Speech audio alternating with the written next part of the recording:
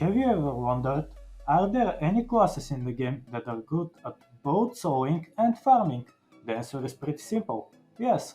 And in this video I am going to show you 5 of the best of these classes and how you can get them, starting right now.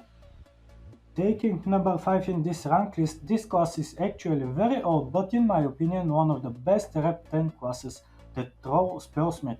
To get this class you need rank 10 Troll reputation, which you can get by doing quests in Blood Tusk area.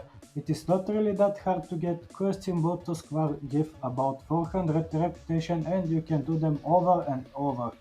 The reason why this class is good at farming is because the first skill has range of up to 4 targets and deals a lot of damage. As you can see here, I completely one-shot 4 enemies. The class is also good at sowing because of the debuffs it applies and the short cooldown healing from the last skill. It also has a rank 10 skill which gives you a chance to double your haste for about 15 seconds, which is huge. The only downside of this class is that before battle you have to stack your 5th skill, so you can do maximum damage in battle. The next class on this list, taking number 4, is the Chaos Slayer Berserker. This class also requires rank 10, this time rank 10 Chaos. You can get it from many places, I got it from here in this shop. These classes have the same skills, just different versions of it. And there is a good daily quest that you can do which gives you 5000 rep points, which is really good for a daily quest. This class also has multi-targeted skills, including the auto attack, which makes it really good for farming. But if you are going to use it for farming, you must not use the second skill because it removes your AoE. The class is also good for sowing because it applies many debuffs on enemies, and the longer the battle is, the more damage you do. The downsides of this class are that you should not use the second skill while farming, and that it can also buff your enemy if you use the last skill while he has the Courageous applied. Class number 3 on the list is the Shaman. To get the Shaman you need rank 10 Arcane Grove, Arcane Grove, or whatever you call this place. This class might take some time to get, but it is really fun to use, and you also get the Evolved Shaman. It is good at farming because of multi-target abilities that have low cooldowns and cost low mana, so you should not worry about mana problems. The fun thing about this class is that it has no maximum damage cap, and you can deal damage that would one-shot some bosses if you find a monster that has enough health for that.